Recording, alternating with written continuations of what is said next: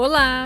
Tá começando o 17º episódio do Movimento X e a conversa hoje é com a Carolina Leslie. A Carol é sócia fundadora da Saiba Mais, consultoria de UX que atende clientes como Itaú, Smiles e Gol.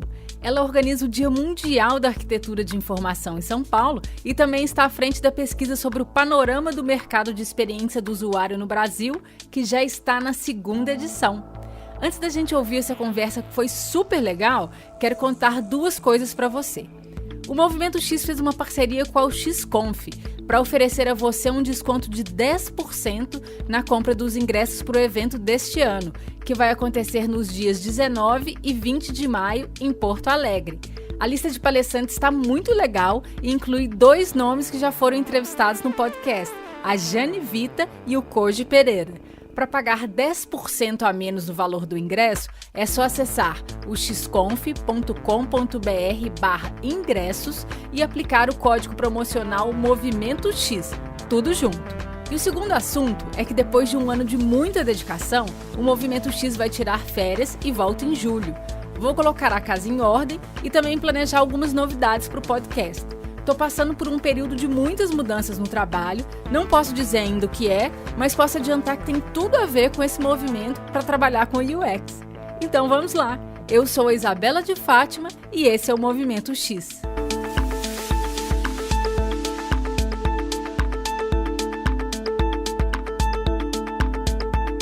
Oi Carolina, muito obrigada pelo seu tempo e pela presença aqui no Movimento X. Tudo bom, Isabela? Obrigada a você pelo convite. Muito legal participar. Estou muito feliz com a sua presença.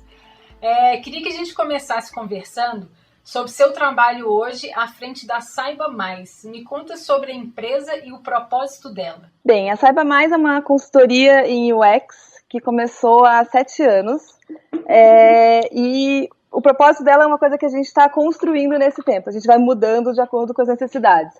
Quando a gente começou lá atrás, era interessante que o mercado era outro. Você não tinha muita equipe in-house e quase ninguém fazia teste de usabilidade. Era uma coisa que era difícil de encontrar. E a gente começou muito com essa proposta, de conseguir fazer mais pesquisas. No início a gente fazia mais testes de usabilidade e fazia uma arquitetura de informação, bem arquitetura de informação, de um legado de agência. A gente fazia muito trabalho para a agência, o que eles não conseguiam absorver, a gente fazia. Uhum. E com o tempo a gente foi mudando o que a gente queria fazer e como a gente queria se envolver nos projetos. Hoje em dia, nosso principal foco é realmente entender essa relação entre os usuários das interfaces digitais e os negócios para conseguir construir produtos bacanas. E nisso a gente trabalha bastante tanto com empresas muito grandes que já tem equipes internas, mas precisam de uma ajuda para essa parte, esse olhar de pesquisa, principalmente ligado a interfaces. Uhum. E a gente trabalha com empresas pequenas que estão começando ou menores, construindo mesmo os produtos do zero. E aí a gente tem uma gama de projetos em função disso. Então, a gente trabalha como um parceiro mesmo estratégico das empresas que querem pensar melhor UX e incorporar melhor UX no seu processo de trabalho. Legal demais. Você pode contar quem são seus clientes hoje, que projeto que você está fazendo, ou projetos mais recentes, ou que você esteja com a mão na massa? A gente, assim, historicamente, a gente tem alguns clientes que acompanham a gente há bastante tempo. Um deles é o Itaú. Então, a gente faz muitas pesquisas de usabilidade para eles, o aplicativo novo, a gente fez N rodadas, e o bacana do trabalho com eles é que eles têm uma equipe muito, muito madura lá dentro, e acaba que a troca e a demanda com a pesquisa é completamente diferente de um cliente que não sabe receber bem aquilo. Então, a discussão vai para um outro nível. Outro cliente que a gente acompanha há bastante tempo é Smiles, que a gente faz diversos tipos de projetos lá. A gente está mudando aos poucos toda a interface, tudo o que é o conceito digital deles. A gente trabalha também com a Gol, então a gente também está fazendo várias pesquisas de usabilidade para eles ao longo do tempo. E esses são os clientes mais atuais. Você tocou num ponto que eu acho interessante, você disse que são clientes que vocês trabalham continuamente? A gente acaba criando, com alguns desses clientes, a gente consegue criar um relacionamento mais, digamos, a longo prazo, que é interessante, que não adianta você fazer um teste de usabilidade uma vez e dar tchau, né? Você precisa conversar com o seu cliente de uma forma constante, você precisa criar uma cultura disso e um hábito disso. E é isso que a gente tenta fazer. Então, a gente está conseguindo mudar um pouco dessa ideia de que pesquisa é uma coisa pontual para pesquisa virar um processo, um acompanhamento mesmo. Muito bacana. E eu te interrompi, você estava falando de outros clientes, né? A gente tem, historicamente, a gente já trabalhou com muita gente, a gente trabalhou com muita agência, a gente trabalhou com os clientes diretos, mas o que eu tenho achado mais legal, uma coisa que a gente tem feito bastante agora, são design sprints, que apesar de eu ter minha crítica a isso, eu acho que funciona muito para vários tipos de clientes. A gente já fez com educação, com e-commerce, com turismo, e acaba que é um processo muito gostoso de participar. Legal. Eu quero que a gente fale um pouco mais de design sprint, mas antes disso, me conta um pouco sobre o seu papel na empresa hoje, Carol. Bem, eu tenho. Isso é um questionamento meu sempre. É quase que é um dilema que eu acho que todo mundo tem em algum momento na carreira. Eu tenho duas atuações completamente diferentes. Uma delas, eu sou a dona da empresa, então eu sou uma gestora que tem que olhar, que tem que entender o que deu de lucro, o que não deu, em que eu vou investir mês que vem, em que o fulano precisa aprender, quem eu preciso contratar, e toda essa ideia, quem a gente quer ser, como a gente quer se posicionar, e de outro lado, eu também atuo nos projetos. Uhum. Então, eu por algum tempo eu fui mais uma coisa ou mais outra. Eu acho que agora eu estou conseguindo entrar num equilíbrio de não me envolver em tantos projetos para não ficar numa ansiedade muito grande, mas também continuar fazendo projeto, porque se você deixa de fazer projeto, você deixa de fazer aquilo que te levou até ali, né? E também acaba sendo frustrante. Então, hoje em dia, eu acho que eu consigo pegar menos projetos, mas me envolver mais com eles. Enquanto isso, eu tenho esse outro projeto, porque, na verdade, a Saiba Mais, para mim, é um grande projeto também, né? Representa muita coisa, o que a gente consegue criar, o que a gente consegue fazer de experiência lá, de como mudar as coisas, de como as coisas funcionam no dia a dia, é muito bacana. Aprofundando um pouco mais, então, sobre o processo da Saiba Mais. Quais são as etapas quando vocês estão começando um projeto novo, por exemplo? Na verdade, essa questão começa em quando a gente vende um projeto. E aí foi uma das coisas mais difíceis para mim aprender também, que de certa forma tem a ver com a criação de um MVP, no dia a dia de cuidar de uma empresa. Porque no início a gente dizia sim para qualquer projeto que chegava. E a gente foi vendo que a gente não quer fazer todos os projetos do mundo, a gente quer fazer os projetos que são mais legais. E aí a gente começa a ver que quando o primeiro passo para a gente conseguir ter um processo lá dentro é que metodologias você vendeu para aquele projeto. Então, que etapas você pensou em como você vai lidar. Então, na verdade, é nessa conversa de entender o que o cliente quer e como a gente vai fazer que começa qualquer projeto. Então, se um projeto é maior, se ele vai ter todas as etapas, a gente tem que entender primeiro, vamos fazer uma imersão, vamos fazer algum tipo de workshop, vamos definir o que é o problema que a gente está resolvendo, e a partir daí a gente vai fazer pesquisa. Que pesquisa eu vou fazer depende muito do que eu estou querendo descobrir ali, mas podem ser N técnicas diferentes, e só depois que a gente volta para efetivamente desenhar. E aí a gente tenta ao máximo envolver o cliente nisso, porque quanto mais a gente consegue envolver o cliente, mesmo no processo de desenho, pelo menos numa questão de rabisco e consenso do que a gente vai fazer, mais fácil a gente aprovar daqui para frente. As pessoas se sentindo parte daquilo, elas colaboram muito mais. Não é nem uma questão de aprovar, mas uma questão de levar para frente as ideias e fazer com que todo mundo queira botar aquele projeto no ar. Legal. E, por exemplo, se a gente pensar nas 4 etapas do processo de design centrado no usuário, vocês fazem todas, né? Vocês vão desde o entendimento se o problema que o cliente está colocando para vocês é de fato o problema que ele precisa resolver, de ideação, conceituação, prototipação e testes. Sim, a gente faz todas as etapas digamos, o diamante, o Double Diamonds do Design Thinking, a gente passa por todas elas, mas quer dizer, a gente não faz a entrega final, a gente faz uma prototipação, então a gente testa muito em protótipo. Cada vez mais a gente consegue fazer esses testes mais rápidos, prototipar e validar e já mudar mais rapidamente. E a gente costuma pegar projetos mais picados, a gente costuma pegar mais uma parte ou outra parte. E o que vocês usam mais para prototipação? Olha, o que a gente usa mais de verdade ainda é o bom e velho Ashur, porque ele funciona bem e ele é confortável de certa forma, mas eu gosto cada vez menos dele. E a gente tem experimentado em projetos pontuais com outras ferramentas. Então, nisso a gente já usou várias delas até para chegar num consenso. Você perde um pouco de velocidade no início, e nem sempre você consegue fazer tudo o que você quer, mas a gente está até numa fase de... então, um projeto desse tamanho, vamos fazer com esse aqui. Eu gostei bastante do XG para desenho, mas não para prototipação. O Sketch também é incrível, mas aí você precisa ter N outros plugins para conseguir fazer uma animação. A gente não costuma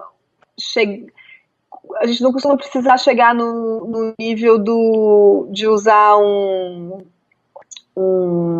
principle para prototipar. Em geral, o Ashur dá conta, mas aí a gente tem experimentado. Eu tenho uma coisa de tentar não se fixar loucamente na ferramenta e mudar isso de tempos em tempos, porque senão você fica muito refém daquele modo de pensar. Porque a ferramenta é o de menos, né? Se você tem um raciocínio, depois você conseguir mexer na ferramenta é bem mais fácil. E vamos falar um pouco mais sobre pesquisa agora. Você contou que vocês começaram com o propósito de fazer pesquisa, muito teste de usabilidade.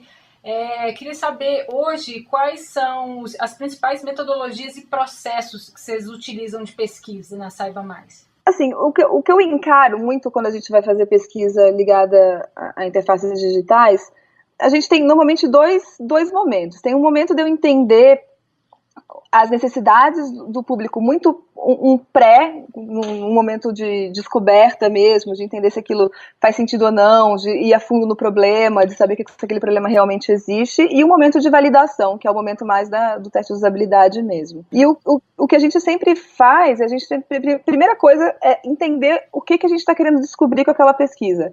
Sem isso, você não consegue fazer mais nada. Então, é difícil eu usar uma metodologia só ali, quadradinha, sem pensar outra coisa.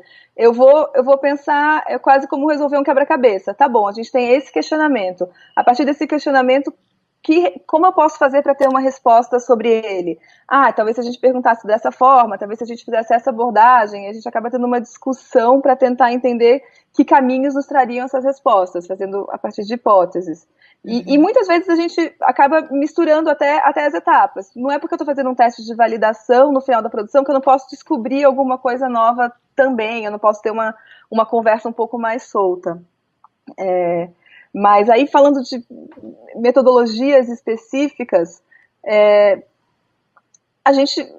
Aí varia muito, desde fazer etnografia, ir na casa das pessoas, ver realmente o comportamento delas. De etnografia, um dos projetos mais legais que a gente já fez foi um projeto para visitar várias escolas no Brasil para fazer um sistema de ensino. E a gente visitou escolas em 6 estados diferentes, em cidades muito pequenas e cidades muito grandes, e foi super interessante o que a gente conseguiu aprender em loco mesmo, que seriam coisas que a gente não teria visto de outro jeito.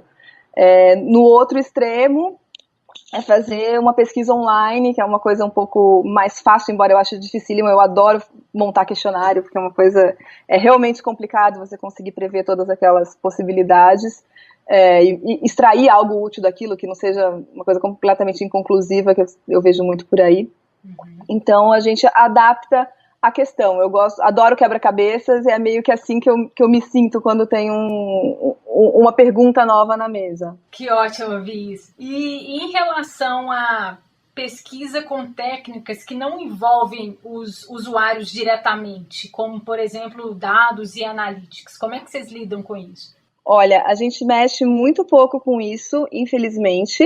Na verdade, assim, eu até tenho sempre várias conversas sobre isso. Eu tento, nos clientes que a gente é mais próximo, eu tento conseguir construir isso, porque eu venho de exatas e eu amo dados, informação, até ando lendo muito sobre isso, sobre o que a gente pode fazer. E eu acho que realmente, assim, o mercado carece muito de métricas, a gente ainda tem muito pouca métrica formalizada de UX, a gente tem muito pouco processo ligado a isso, e isso eu vejo de N diferentes empresas que eu tenho contato, de amigos que eu converso. Tem um ou outro caso que as pessoas conseguem efetivamente trazer um dado mais concreto do resultado daquele trabalho que foi feito. Mas, em geral, você consegue mais isso numa startup que está num time começando, que está com mais esse olhar de resultado rápido, do que nas grandes empresas. As pessoas não têm nem os dados de base para comparar com qualquer mudança, e tudo é muito mais lento para você conseguir.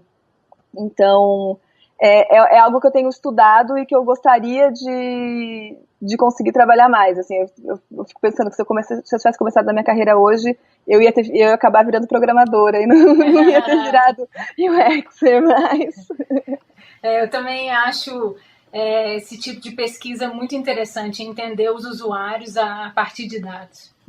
E vamos falar sobre a estrutura da Saiba Mais. Como é que ela é? Essa semana eu vi um link que eu achei incrível. Tem uma empresa que eu sou apaixonada, americana, que chama Stitch Fix, que na verdade é uma empresa de roupa. Eles vendem, você preenche um perfil quando você entra no site, fala que tipo de coisa você gosta, o que você está procurando, pode escrever alguma coisa que você está precisando para uma ocasião, e eles te mandam um pacote com 5 peças de roupa para sua casa, e você pode ficar com todas e ganhar um desconto ou devolver alguma coisa. E eles usam dados de todas as maneiras possíveis. E aí, essa semana eu vi esse link sobre todos os algoritmos que a equipe deles de data fez, sobre todos os algoritmos usados para aquele processo dar certo. Que legal! E é incrível, porque tem desde para saber de que centro de distribuição vai sair a peça, de acordo com a distância e a oferta de peças naquele lugar, até qual que é a probabilidade de você ficar com essa peça por N variáveis diferentes. É um grau de complexidade no tratamento da informação que é incrível, e que é isso que eu acho que é mais legal que está acontecendo na tecnologia hoje, essa mistura. Não tem mais o que é tecnologia virtual e o que é real. Esse entremeio das duas coisas é que é o mais legal. É verdade. E esse exemplo aí, eu acho que a gente pode notar também assim, a maturidade em que essa empresa já está trabalhando com dados, né? Porque eles já estão trabalhando com preditiva.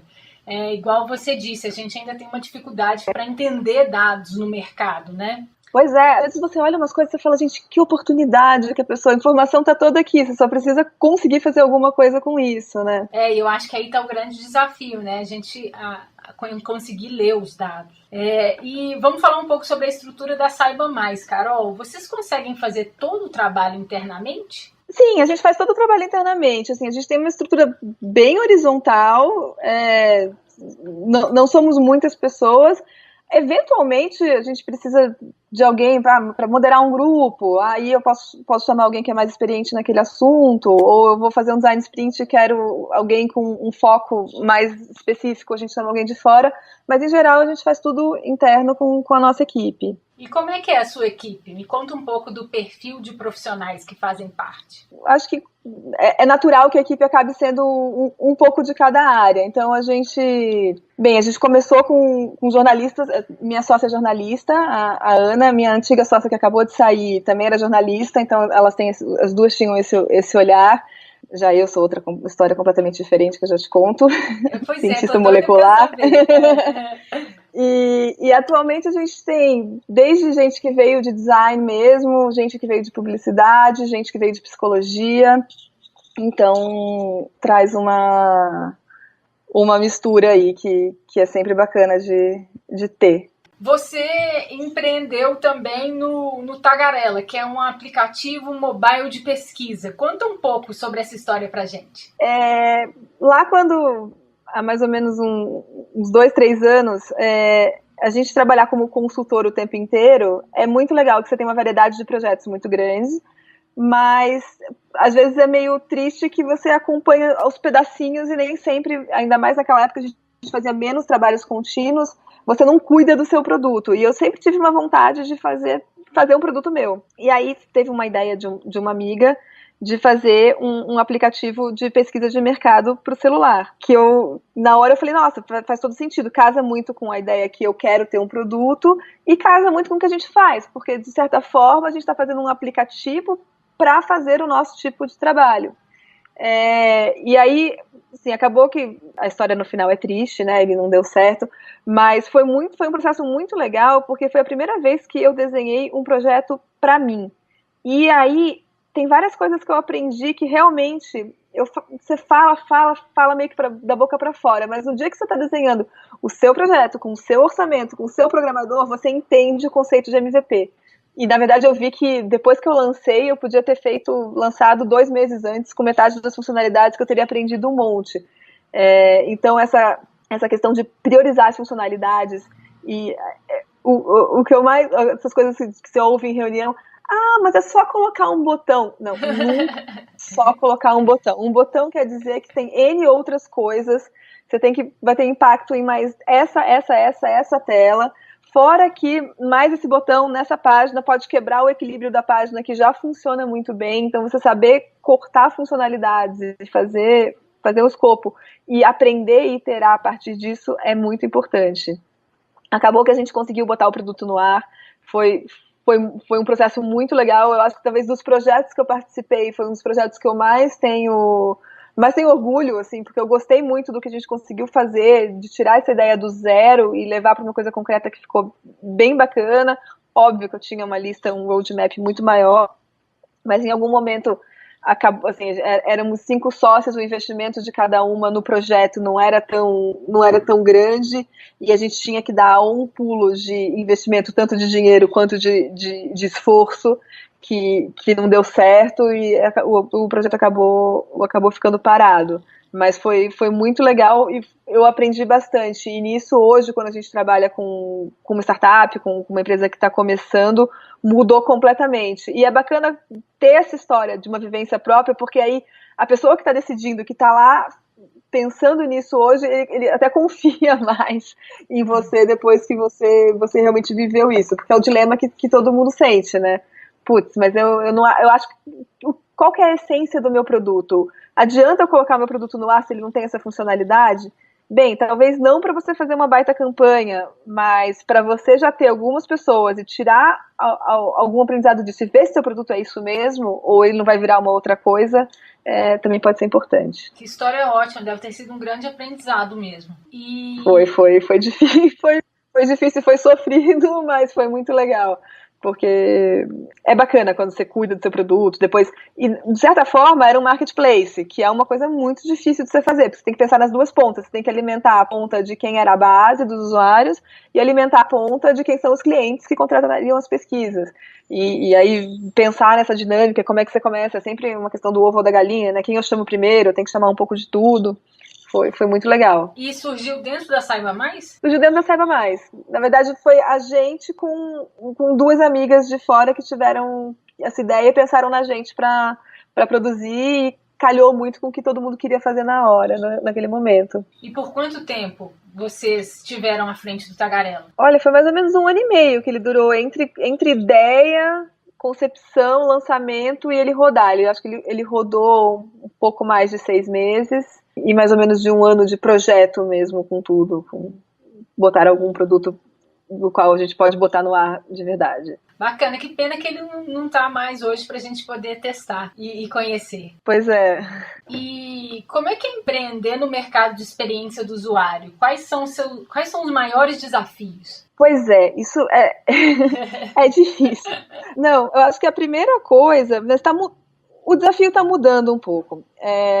Inicialmente, o desafio era explicar para as pessoas você vende uma coisa que é muito intangível e que é muito difícil de ser explicada, né?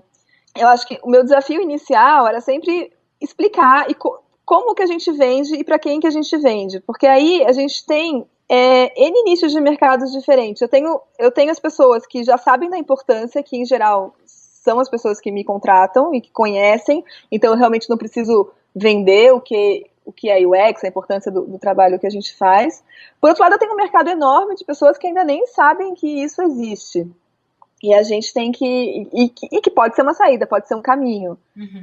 Outra coisa que é difícil é que é muito confuso essa questão de nomenclaturas e atividades e processos. Eu acho que a gente acaba, talvez por uma concorrência, mas se atrapalha no mercado no meio de tantos termos e tantas coisas que essencialmente querem chegar num resultado que é o mesmo. E pode ser muito confuso para quem não está ali no dia a dia.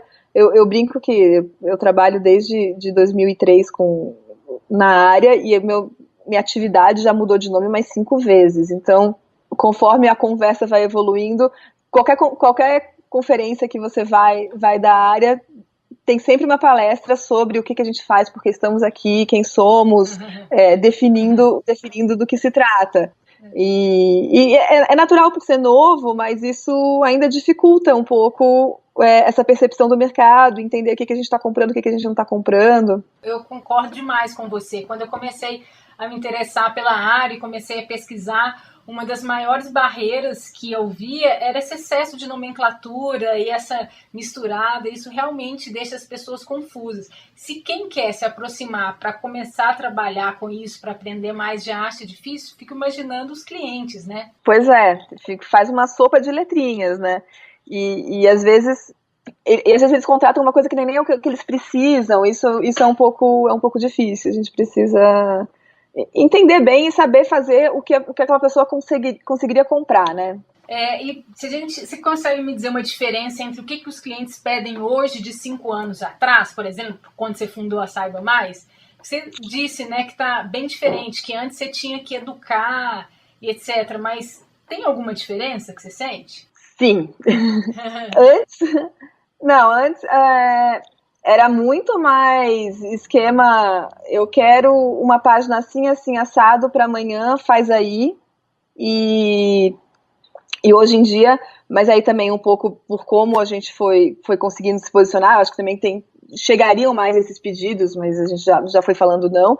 Hoje em dia são pedidos um pouco mais consistentes, de projetos mais legais, de olha, a gente tem tal problema, como é que a gente resolve? Não vem aquela coisa pronta, me faz um app aí. Não é isso. Será que você precisa de um app? Vamos conversar, vamos ver o que você quer, que resultado você quer, e a gente pensa como a gente chega lá. E, em geral, não é um app.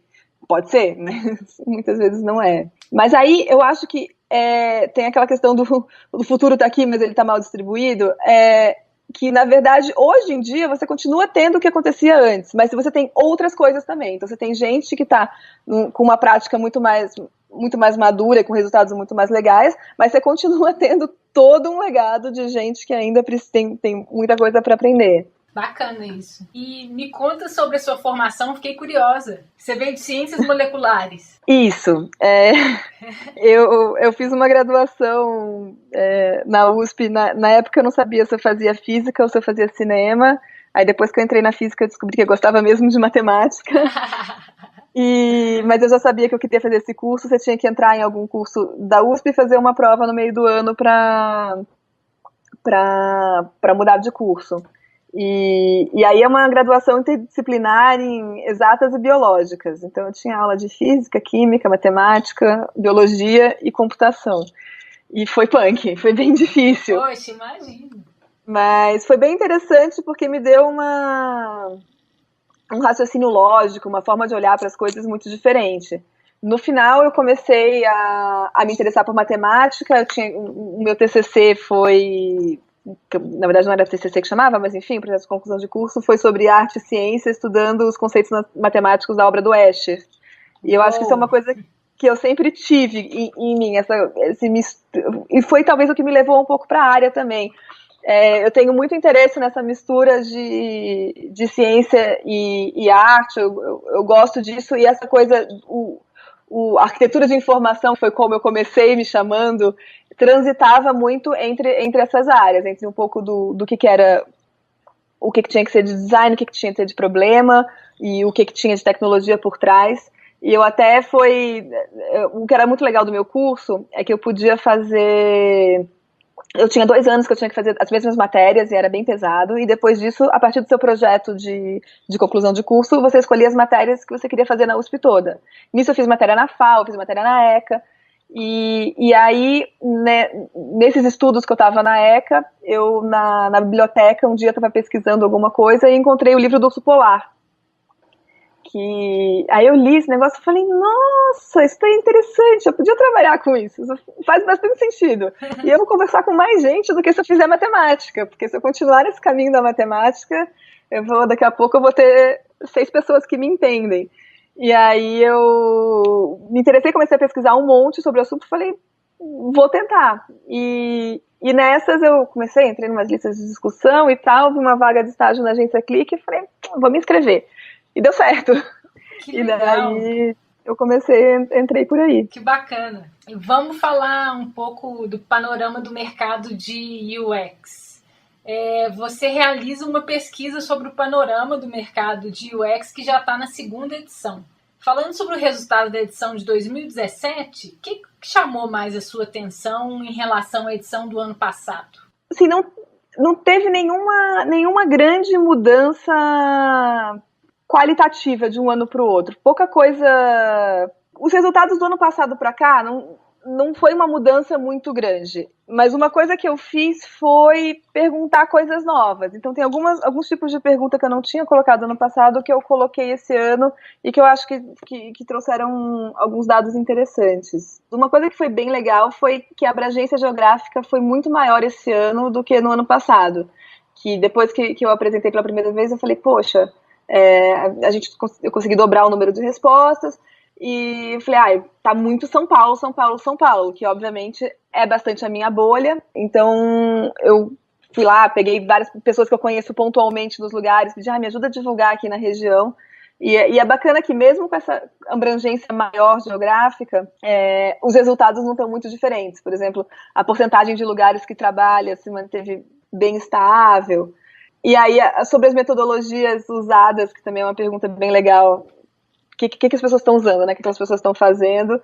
O que eu achei mais curioso disso foi que Design Sprint teve um salto, que entrou na moda fazer Design Sprint. Pois é, isso chamou minha atenção também. Eu fiquei curiosa, assim, sobre algumas coisas, porque eu vi que ao mesmo tempo teve também um aumento do teste de usabilidade presencial, né? Você acha que tem algum a ver com o boom de Design Sprint, já que esse método ele incentiva mais as pessoas a fazerem pesquisas de um jeito mais rápido, informal? Será que tem alguma coisa a ver?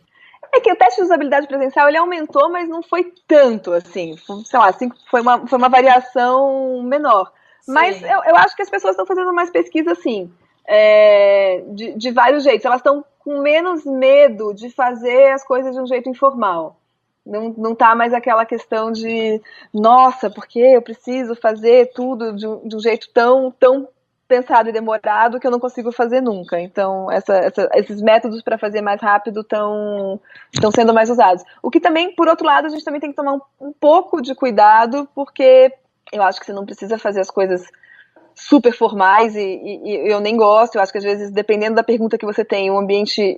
mas não fazer no laboratório e você mudar as coisas ajudam, só que às vezes algum rigor você precisa ter, e aí pode ser que assim, às vezes os resultados não são tão bons se você não faz as coisas usando um processo legal, sabendo fazer um roteiro bem estruturado, com umas perguntas que não induzam, tomar com um pouco cuidado, esse tipo de cuidado. Porque com esse fato do Design Sprint estar na moda, acaba vindo as implicações positivas e negativas, né? Como você disse. Exato, porque aí... Que é a mesma coisa para UX. Você começa a ver N vagas, todos os lugares têm milhares de pessoas, E aí, mas será que, como a gente está fazendo esse trabalho? Adianta eu todas as empresas contratarem um monte de UX Júnior e a gente não conseguir mostrar esse resultado? Você tem que pensar como que você vai introduzir isso numa empresa também, porque não adianta você também deixar uma pessoa sozinha. UX não é um trabalho solitário, e quando é muito difícil você mostrar um resultado.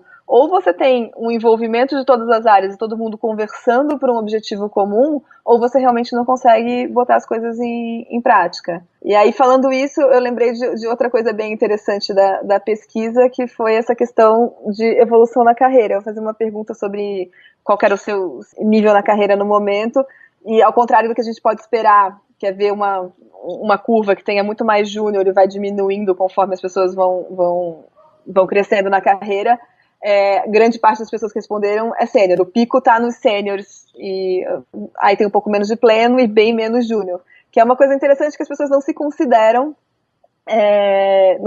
júniores mais. E eu acho que também tem a ver com a velocidade com que os conceitos mudam, e às vezes até é uma das causas disso.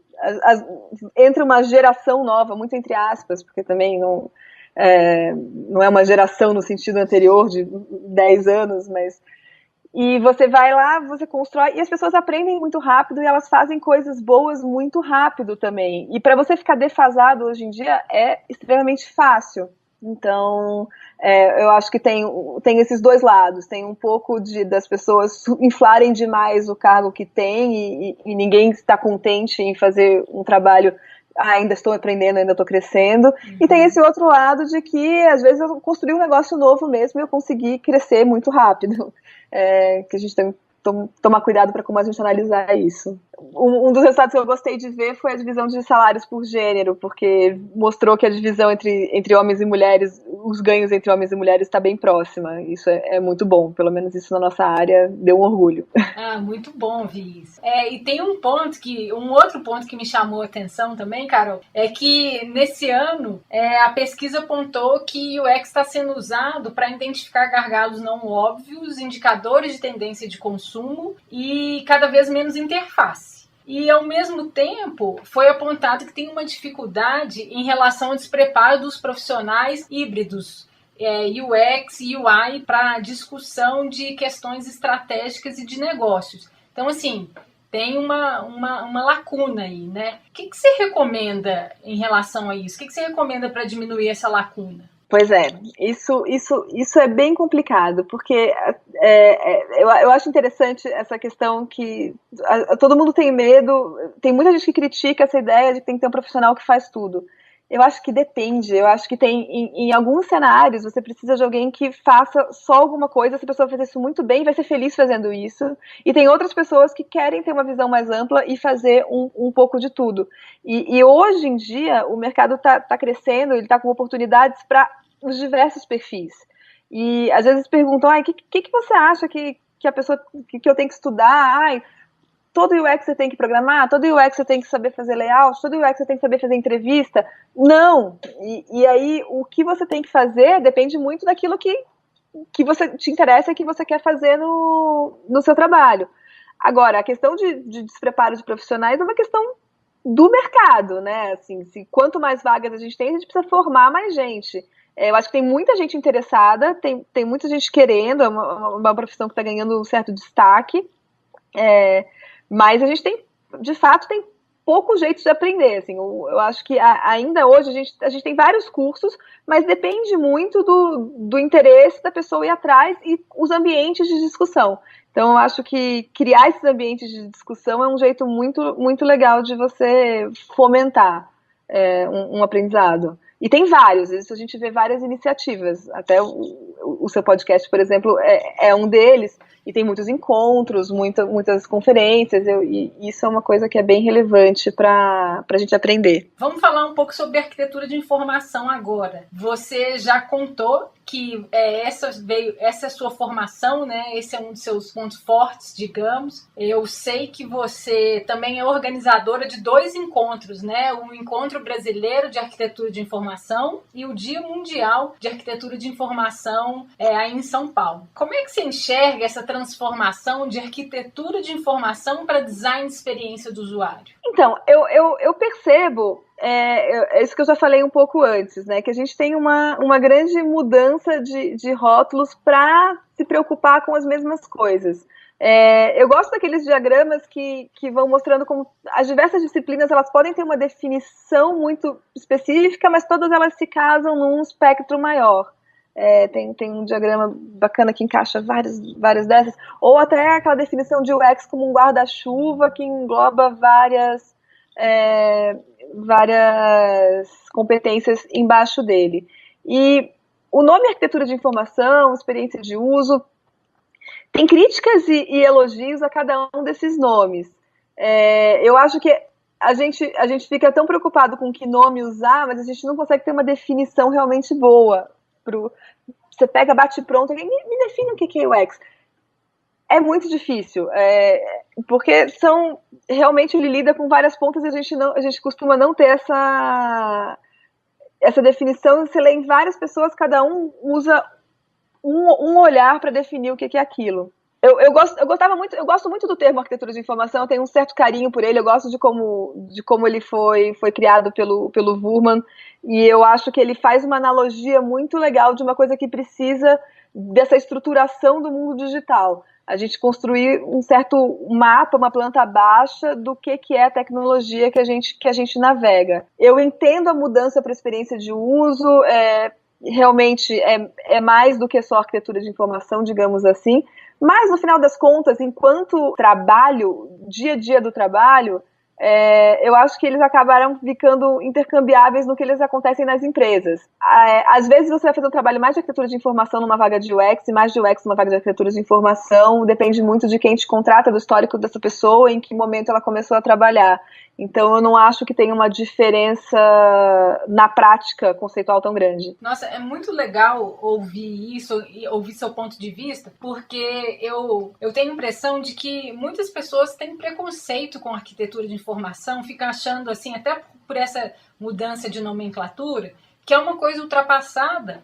Só que ao mesmo tempo é muito importante você ter um conhecimento sobre arquitetura de informação, um conhecimento básico para você conseguir fazer produtos digitais que façam sentido e que entreguem uma experiência de uso legal para as pessoas, né? E como você acabou de dizer, assim, elas vão se misturando e às vezes as pessoas nem sabem, né, que o trabalho está ali, mas eu acho que tem um preconceito, assim, com esse nome. Eu acho que sim, eu acho que ele acabou meio que caindo em desuso, virando como uma coisa menor, mas até hoje, um dos melhores livros de UX que eu considero, e que tudo bem que ele até se chama Elementos da Experiência de Uso, mas era de uma pessoa que se chamava arquiteto de informação na época, é o diagrama visual do Jesse James Garrett. Ele explica muito bem como você constrói aquilo, e o papel do que é arquitetura, do que é superfície e como a estratégia tem que se encaixar com isso. Ele já deve ter, sei lá, uns 15 anos esse diagrama, mas eu acho que ele é impressionante como... Aliás, eu adoro o Jesse James Garrett, acho que ele é uma das... Nossa, há 2 anos eu fiz no South by Southwest, a gente viu uma apresentação dele, que era tipo uma roda de conversa com 40 pessoas numa sala, e eu acho que ele tem um pensamento, uma visão do que é a área, do que é o trabalho, de como esse tipo de... Ele estava explicando também o papel da Adaptive Path depois da venda para Capital One, e é muito legal, eu gosto muito da visão dele. E me conta da sua história com o EBA, então, Carol, essa sua ligação com o Encontro Brasileiro de Arquitetura de Informação, é isso, né? É isso. Na verdade, foi uma coisa que surgiu lá atrás. Desde que eu comecei a trabalhar na área, eu tive muito interesse por ir a conferências, e aí eu fui no AI Summit eu já tinha ainda 2 edições do AI Summit. Esse último que eu tinha ido tinha sido em Vancouver. Conheci umas pessoas lá e falei, nossa, a gente precisava fazer alguma coisa aqui. E na época tinha uma lista de arquitetura de informação que era bem ativa, que hoje em dia não existe mais. E aí eu falei, vamos montar alguma coisa aqui? E aí até o Guilherme Reis, que hoje mora no Rio, foi uma das pessoas que falou, nossa, eu te ajudo, vamos lá. E aí, com ele, a gente montou essa que foi a primeira conferência da área no Brasil. E foi muito bacana que, assim, até hoje as pessoas têm muito carinho pelo evento. Muita gente se conheceu lá, muita gente ainda fala, teve ideias e começou ouvindo o que acontecia lá. E foram 5 edições, aí depois a gente desencanou, a vida trouxe outras coisas, e aí eu acabei começando a organizar, eu trouxe o Dia Mundial da Arquitetura de Informação para o Brasil, meio que surgindo esse vácuo. É um evento bem menor, porque o EBAI tinha 2 dias, a gente tentava trazer algum palestrante de fora também, ele tinha um orçamento mais complicado, uma logística maior, e o Dia Mundial da Arquitetura de Informação é um evento menor, mais fácil de organizar, mas que também é gostoso, também é um espaço desses de encontro, de dar voz para pessoas. A gente também tenta variar bastante quem fala, no sentido de dar voz para quem não faz palestra toda semana e misturar um pouco isso, que é muito legal. Que legal. E quem quiser se aproximar, quiser ajudar com esses eventos, quem estiver ouvindo e quiser se aproximar, existe essa possibilidade? Vocês trabalham com pessoas voluntárias? Como é que funciona isso? Sim, a gente trabalha com pessoas voluntárias. Que assim, agora a próxima edição é só no ano que vem, mas também tem de coisa acontecendo, tem bastante gente que tem o pessoal das organizações, a UXPA, tem outros eventos aqui, mas o nosso vai ser de novo em fevereiro do ano que vem. Ele acontece uma vez por ano, é sempre em fevereiro. E esse ano aconteceu uma coisa legal, a gente teve um canal do Medium que foi criado com a cobertura do evento, com textos enviados pelas pessoas. O Bruno Falabella escreveu pra gente falando, eu queria ajudar, eu tive uma ideia, a gente podia fazer uma cobertura do evento, no dia que tá lá, eu anuncio para quem quiser escrever um texto sobre alguma das palestras, sobre o evento como um todo, me manda, eu vou organizar e vou fazer um canal do Medium com isso. E funcionou super bem, foi muito bacana e surgiu de uma pessoa que não estava envolvida diretamente com a organização. Nossa, bacana demais. Como que, já que você tocou no assunto, né? Como é que você define UX? Ou o que UX significa para você? Eu não poderia deixar de fazer essa pergunta. O que é a experiência de uso? É muito difícil definir o que é a experiência de uso, mas uma definição mais simples é que é cuidar de todos os pontos de interação do seu cliente, do seu usuário, com as interfaces da empresa. E aí isso extrapola, inclusive, o digital. Eu acho que é um bom jeito de você pensar. Você também pode pensar pelo outro lado do que é uma disciplina de estudo que entende como os clientes e consumidores se relacionam com produtos digitais, e também que é um trabalho em conjunto, que apesar de que é uma disciplina, que em geral é uma função e um cargo, mas que é um objetivo a ser alcançado por uma organização como um todo, ou por um produto como um todo.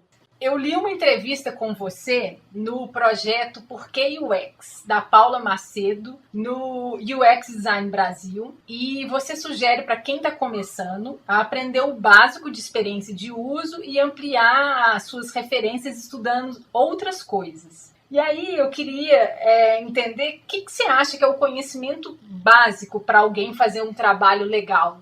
Porque, igual você falou, né, tem tanta coisa e a gente não precisa saber de tudo. Mas o que é o básico que a gente precisa saber para ter uma consistência? Nossa, que pergunta difícil. As outras coisas são mais fáceis.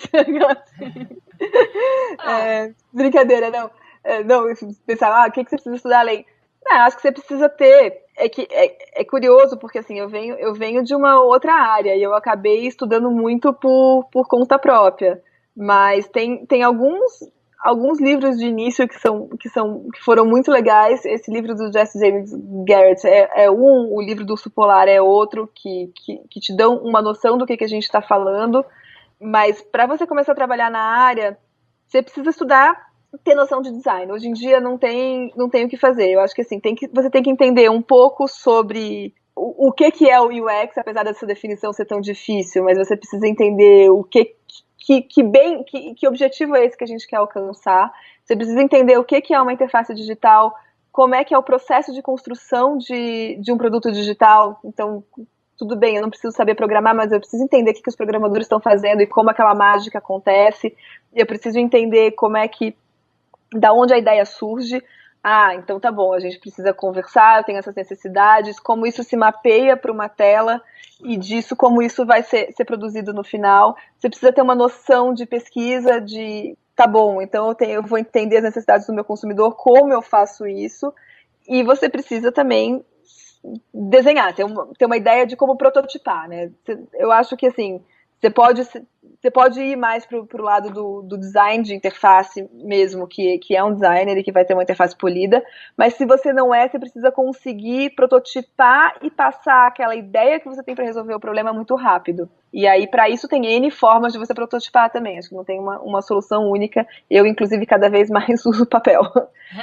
Assim, pelo menos para começar, ou a lousa mesmo, né? Mas você conseguir rabiscar e passar num desenho a ideia de como aquilo tem que funcionar é muito importante. Quais são suas principais fontes de formação sobre UX e design de experiência de uso? Pode ser site, blog, livro, você já falou vários. Eu gosto muito de algumas pessoas que eu não falei ainda. Eu admiro bastante e vejo tudo que o Jorge Arango escreve. Ele veio da arquitetura, é um cara do Panamá que hoje mora nos Estados Unidos e tem uma consultoria lá, e eu adoro o ponto de vista dele. Eu gosto muito dos paralelos que ele faz mesmo com o mundo físico e o que virou o digital. Eu acho que ele consegue passar uma camada de profundidade que a gente não vê nessa história agora de palestras e palestras, e todo mundo tem que dar um show no palco para ser divertido, mas às vezes você não aprende tanto.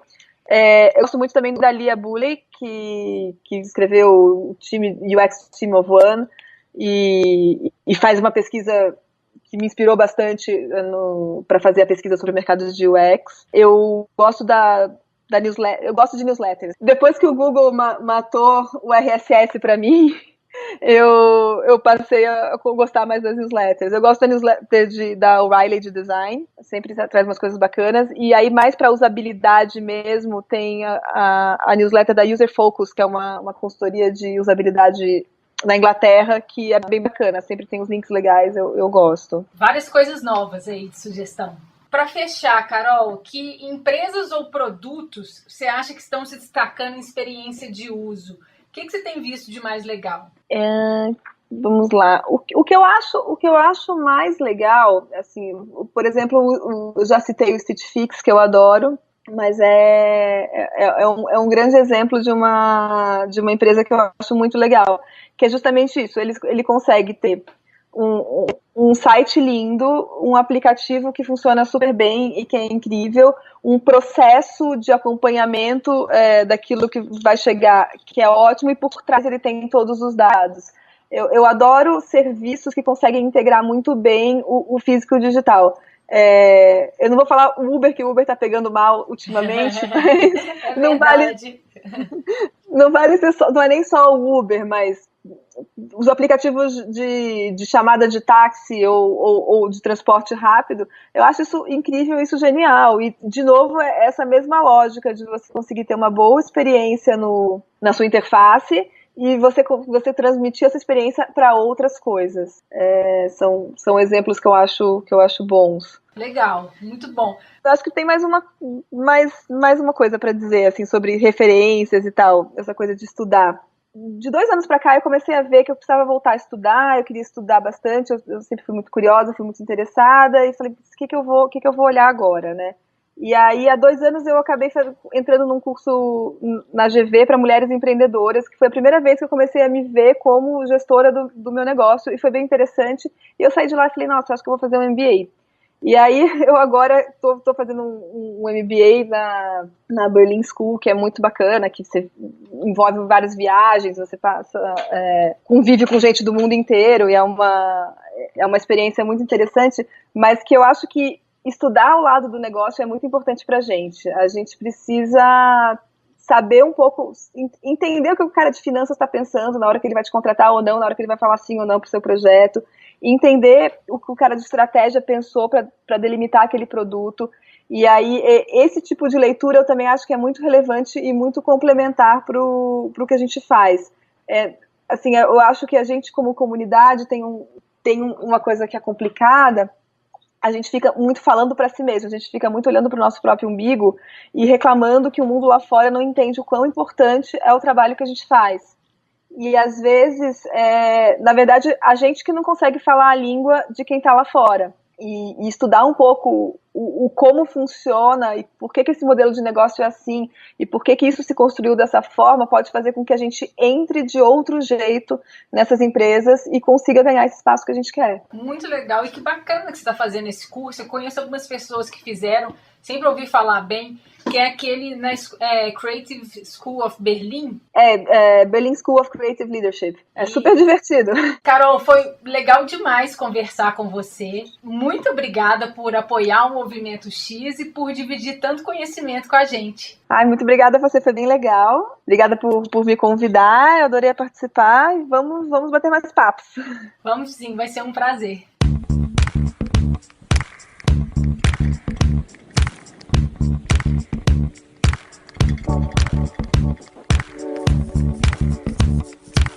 Chegamos ao fim deste que é o 17º episódio, hoje com a Carolina Leslie, e eu espero que você tenha gostado. Se você tiver qualquer pergunta ou quiser me dar um feedback sobre esse episódio, é só me escrever no Twitter. Meu perfil é @IsabelaDeFátima. Para ouvir outros episódios, acesse movimentox.com. Obrigada por ouvir o podcast e até a volta das férias, em julho.